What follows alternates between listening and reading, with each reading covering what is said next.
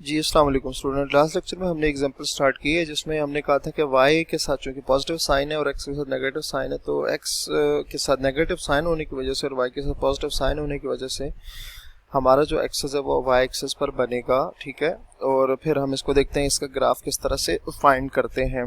अच्छा, y access पे बनने की वजह से अगर मैं आपको टेबल से यहाँ शो कराऊँ, y एक्सेस पे आप देख सकते हैं कि c जो है पहली बात तो ये है कि y के साथ a आएगा और x के साथ b आएगा। ठीक है, जो एक्सेस बनेगा a हमेशा उसके साथ आएगा। जैसे आप इधर देख सकते हैं x जो है, चूंकि एक्सेस x एक्सेस बन रहा था तो a उसके साथ आ रहा था। अब यहाँ चूंकि पॉजिटिव साइन होने की वजह से एक्सेस y एक्सेस बनेगा तो a जो है वो इसके साथ आएगा। इस केस में c जो फोसाई जो होंगे वो 0 प्लस माइनस c होगा, डायरेक्ट्रिसेस ये होंगे, इसेंट्रिसिटी ये होगी, तो ये सारी चीज़ें और वर्टिसेस ये होंगे, तो ये सारे हम इजीली फाइंड करेंगे। तो सबसे पहले हम a और b की वैल्यूज़ लिखेंगे। तो इसको लिखा जा सकता है y square divided by 4 square minus x square divided by 7 square is equals to 1। यहाँ से a की वैल्यू आ जाएगी 4 और b की वैल्यू आ जाएगी 7। ठीक है, फिर हमारे पास रिलेशन होता है b square is equals to c square minus a square. b square है 7, c स्क्वायर हम फाइंड करेंगे, माइनस a स्क्वायर जो है वो आ जाएगा 16, 4 का स्क्वायर 16 आ जाएगा। तो यहाँ से आ जाएगा 49 plus 16, 49 plus 16 is equals to c square. ठीक है, और यहाँ से c स्क्वायर आ जाएगा 65, c की वैल्यू अंडर रूट 65 आएगी, ये c आ जाएगा। ठीक है, तो फोसाई क्या बनेंगे, फोसाई वो बनेंगे 0 plus minus c, 0 plus minus 65 under root. ठीक, ये आ जाएगा। अच्छा जी, उसके अलावा हमने वर्टिसेस फाइंड करने हैं, तो वर्टिसेस के लिए हमारे पास आएंगे vertices 0 plus minus a, 0 plus minus a की वैल्यू हमने फाइंड की है वो 4 है, तो ये आ जाएगी 4। इसेंट्रिसिटी की वैल्यू देखते हैं, क्योंकि हमें जो सारी वैल्यूज कह गई हैं हम वो सारी फाइंड करेंगे। इसेंट्रिसिटी क्या है ये आप देख सकते हैं, हमने फाइंड करनी है इसेंट्रिसिटी। तो इसेंट्रिसिटी होते है c बाय a, c की वैल्यू है अंडर 65 और a की वैल्यू आ गई है 4। ठीक होगी। अच्छा, उसके अलावा कोऑर्डिनेट्स ऑफ द वर्टिसेस वो भी हमने फाइंड कर लिया, फोसाई भी हमने फाइंड कर लिया, एसिम्पटोट्स ऑफ द हाइपरबोला फाइंड करेंगे। तो यहाँ से हमारे पास जो ग्राफ है वो इजीली फाइंड हो जाएगा। ठीक है, अब आ जाते हैं ग्राफ के तरफ।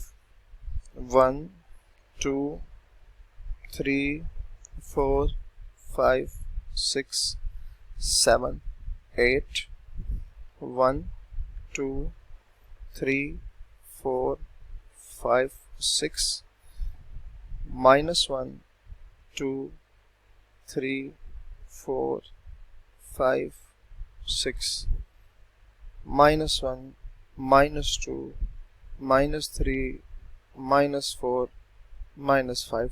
ठीक होगी बात। अच्छा जी, अब यहाँ से सबसे पहले हम वर्टिसेस पे आते हैं। तो वर्टिसेस हमारे पास 0 प्लस माइनस 4, 0 प्लस माइनस 4 एक ये बनेगा 0 प्लस 4, और एक हमारे पास ये बनेगा 0 माइनस 4। ठीक हो गया। अच्छा, अब फोसाई देखते हैं। फोसाई हमारे पास बनेगा 0 अंडर रूट 65, तो ये हमारे पास इससे ऊपर ही डेफिनेटली बनेगा। लेट से मैं कहता हूँ यहाँ बनेगा और इसका यहाँ बनेगा, तो जो ग्राफ होगा वो हमारे पास कुछ इस तरह से बनेगा। तो उम्मीद है ये भी आपको समझ आ गया होगा। नेक्स्ट हमारे पास स्टूडेंट जो है वो हम टॉपिक डिस्कस करेंगे टेंजेंट एंड नॉर्मल का। ठीक है, तो हमारा जो नेक्स्ट टॉपिक है वो है tangents and normals.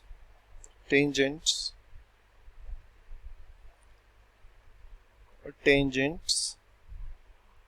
And normals,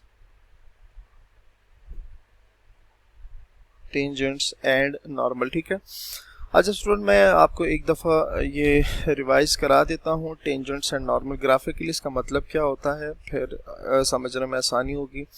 let's say student हमने किसी भी फंक्शन के ग्राफ ड्रॉ किया, ठीक है, ग्राफ लेट्स से इस तरह से आ गया, ठीक है, और टेंजेंट क्या होगी, एक ऐसी लाइन होगी जो फंक्शन के ग्राफ को एक जगह पर इंटरसेक्ट करेगी या कट करके गुजरेगी, ये आ गया टेंजेंट।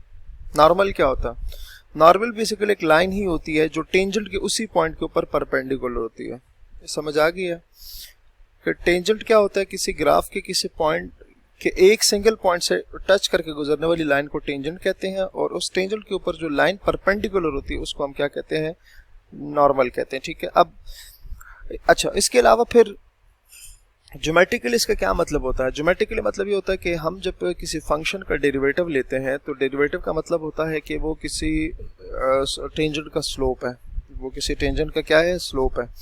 तो डेरिवेटिव बेसिकली क्या होता है कि स्लोप ऑफ द टेंजेंट होता है, मतलब उस जिस फंक्शन का डेरिवेटिव लेते हैं उस फंक्शन के किसी पॉइंट के ऊपर जो टेंजेंट होता है उसका स्लोप फाइंड करने के लिए हम डेरिवेटिव यूज करते हैं, ठीक है। तो बेसिकली डेरिवेटिव क्या है, slope of the tangent at some point of the function. जिस फंक्शन का डेरिवेटिव लेते हैं उस फंक्शन के किसी एक पॉइंट के ऊपर जो टेंजेंट होता है उसका स्लोप फाइंड करने के लिए हम उस फंक्शन का डेरिवेटिव ले रहे होते हैं, ठीक है। तो टेंजेंट और नॉर्मल के लिए हम वहीं से बात देखेंगे कि हम ये बात पहले भी डिस्कस कर चुके हैं। वी हैव ऑलरेडी, पहले भी ये टेंजेंट और नॉर्मल के टॉपिक में हम जहाँ पर हमें ज़रूरत थी वह हम ये बात कर चुके हैं।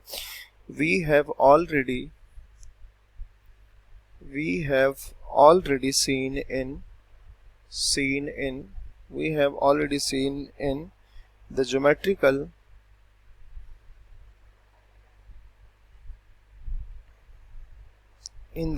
geometrical interpretation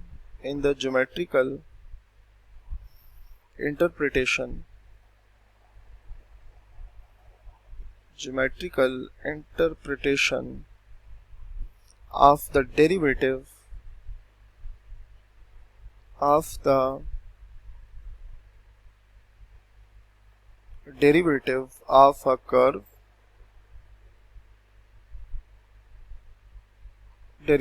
of a curve, curve let's say y is equals to f of x है,